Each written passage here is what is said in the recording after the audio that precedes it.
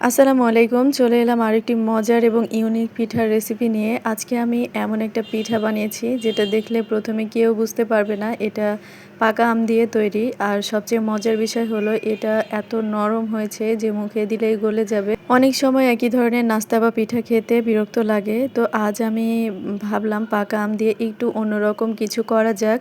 যাদের বাসায় আম আছে তারা খুব সহজেই বানিয়ে ফেলতে পারবেন এরকম মজার এবং ইউনিক পিঠা। তো চলুন কথা না বাড়িয়ে আজকে রেসিপিটি শুরু করি। তো প্রথমে আমি পিঠার মধ্যে যে খিসাটা আছে তো সেটাকেই তৈরি করে নিচ্ছি। তো এজন্য আমি এখানে ২ চামচের মতো ঘি দিয়েছি। আর ঘিটা দেওয়ার পরে আমি ২ টা এলাচ দিয়েছি আর ২ টা তেজপাতা দিয়েছি। তো চাইলে আপনারা দারুচিনি দিতে পারেন, তবে আমি আজকে দারুচিনি ছাড়াই আজকে এই পুরটা তৈরি করে নিয়েছি। এরপর আমি এখানে ১ কাপ দিয়ে দিয়েছি লিকুইড দুধ। এখন দুধ আর ঘিটাকে ভালো করে মিশিয়ে এর মধ্যে দিয়ে দিলাম ৩ চামচ চাউলের গুঁড়া। এখন চাউলের গুঁড়োটাকে দুধের সাথে এভাবে ভালো করে মিশিয়ে নিব। চাইলে আপনারা সুজি দিয়েও কিন্তু এর ভেতরে হালুয়াটা তৈরি করতে পারেন। তো আমি আজকে এই চালের গুঁড়া দিয়েই এই হালুয়াটা তৈরি করেছি। এটা খেতে অসম্ভব ভালো লাগে। তো এরপর আমি এর মধ্যে দিয়ে দিয়েছি ১ চামচ গুঁড়ো দুধ, একদম উঁচু করে দিয়েছি। সেই সাথে আমি ২ চামচ দিয়েছি চিনি। তো মিষ্টিটা আপনারা আপনাদের পছন্দ মতো এখানে মিলিয়ে নিবেন। তো আমি এখন সবকিছুকে আবারও ভালো করে মিশিয়ে নিচ্ছি। আর সবকিছু দেওয়ার সাথে সাথে এটা মিশিয়ে নিবেন। নাহলে চাউলের গুঁড়াটা কিন্তু দলা পেকে যাবে।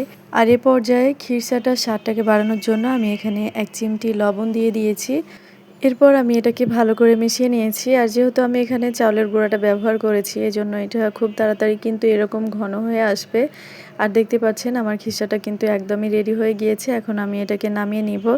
আর ঠান্ডা হলে কিন্তু এটা আরেকটু ঘন হয়ে যাবে। তো এই পর্যায়ে কিন্তু এই খিরসাটাকে নামিয়ে নিতে হবে। তো চুলায় আমি আরেকটা প্যান বসিয়ে দিয়েছি। এরপর আমি এখানে দিয়ে দিলাম 1/2 কাপের একটু বেশি পানি, সেই সাথে স্বাদমতো লবণ দিয়ে দিয়েছি। আর এই তো আমি এখানে একটা আমকে ব্লেন্ড করে নিয়েছি। দেখতে পাচ্ছেন খুব স্মুথ করে এখানে আমটাকে ব্লেন্ড করে নিতে হবে।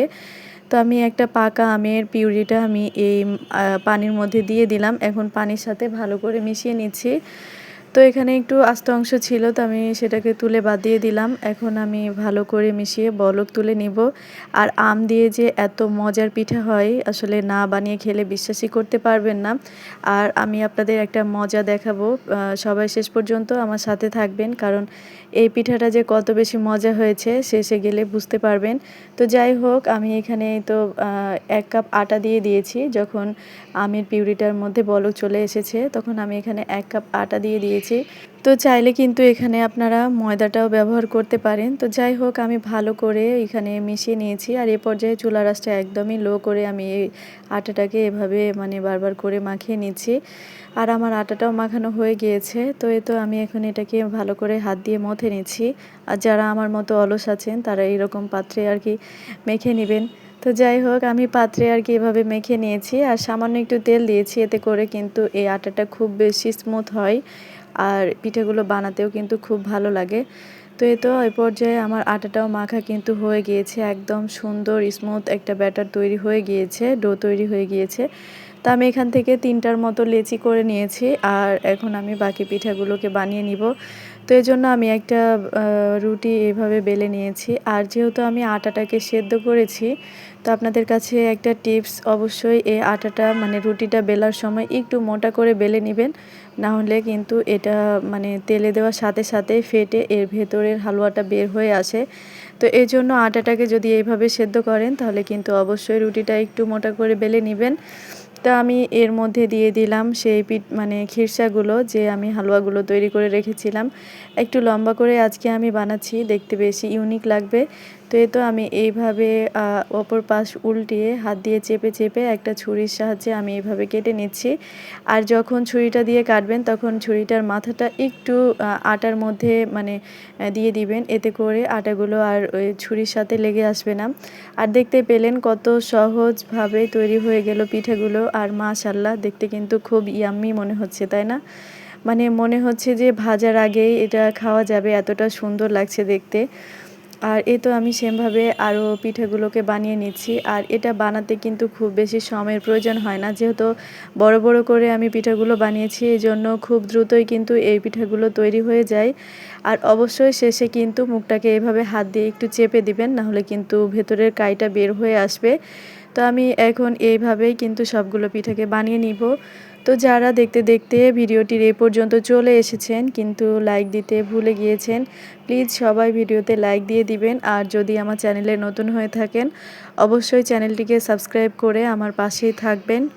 আর কালকে আমি একটা পোস্ট দিয়েছিলাম, যেখানে আমাদের বাগানের, মানে আমাদের দেশের বাড়ি যেহেতু চাপাই, তো আমাদের একদম বাগানের ফরমালিন মুক্ত আম আমরা বাংলাদেশের বিভিন্ন জায়গায় সেল করে থাকি। তো আপনারা চাইলে কিন্তু পোস্টে যে নাম্বারটা দেওয়া আছে সেই নাম্বারে যোগাযোগ করতে পারেন। এখানে আমরা সিজনাল আম, সে সাথে 12 মাসি কাটিমন আমও আমরা বিভিন্ন জায়গায় সেল করে থাকি।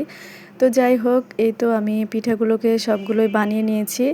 এখন কড়াই পর্যাপ্ত পরিমাণে তেলটাকে হালকা গরম করে এর মধ্যে আমি পিঠাগুলোকে দিয়ে দিচ্ছি। আর এ পর্যায়ে তেলটাকে একদম গরম করে তারপরে পিঠাগুলো দিবেন না, নাহলে পিঠাতে কিন্তু কালারটা চলে আসবে। আর এই পিঠাগুলো কিন্তু মুচমুচে হবে না। এই জন্য চুলার আঁচটা লো করে পিঠাগুলোকে ভেজে নিতে হবে। সেই সাথে এই তেলটাকেও কিন্তু হালকা গরমেই পিঠাগুলো দিতে হবে। তো আমার এক পাশ হয়ে গিয়েছে, এখন আমি পিঠাগুলোকে এভাবে উল্টিয়ে দিচ্ছি। আর যেহেতু আমি আম দিয়ে পিঠাগুলো বানাচ্ছি, এই জন্য কালারটা একটু বেশি লালচে হয়ে যাবে। তবে একটু সাবধানে আর কি পিঠাগুলোকে ভেজে নেবেন, সময় নিয়ে একটু পিঠাগুলোকে ভেজে নেবেন, তাহলে অনেক বেশি ক্রিস্পি হবে। তো প্রথমের পিঠাগুলো কিন্তু আমার ভাজা হয়ে গিয়েছে, এখন আমি তেল ঝরিয়ে পিঠাগুলোকে তুলে নিচ্ছি। আর এখন সেমভাবে আমি বাকি পিঠাগুলোকেও বানিয়ে নিব। আর যেহেতু আমার এটা এক্সপেরিমেন্ট ছিল, প্রথমেই এই পিঠাগুলো বানিয়েছি, এর আগে আমি কখনো খাইনি এই আম দিয়ে পিঠে। আজকে নতুন বানিয়েছি, তো আমি অল্প করেই বানিয়েছি। কিন্তু এই তো দেখুন, যতগুলো পিঠা বানিয়েছি তার মধ্যে ভিডিও করার আগে আমার মানে পিঠা অলরেডি আমার ছেলে খেয়ে নিয়েছে। মানে তাকে বলতেও পারছিলাম না যে আমি ভিডিও করব। তো যাই হোক, এত মজার হয়েছিল, বাসায় না বানালে বিশ্বাসই করতে পারবেন না যে এই আম দিয়ে এই পিঠাগুলো খেতে এত বেশি মজার হয়। আমার বেবি তো ছোট, তারপরেও সে কিন্তু খুব মজা করে খেয়েছে। আর বড়রা হলে তো আরও বেশি মজা করে খাবে।